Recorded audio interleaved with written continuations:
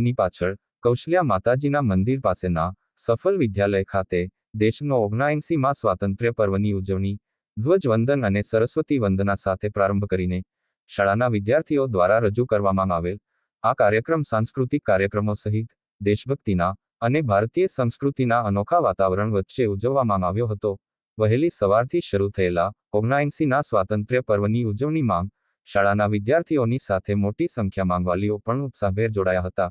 Cameraman મયુર મેવાડા, ભરત જરઠ, ભરત કડિયા સાથે report Kalpesh Oza, આંખો દેખી ન્યૂઝ, અમદાવાદ બ્યુરો.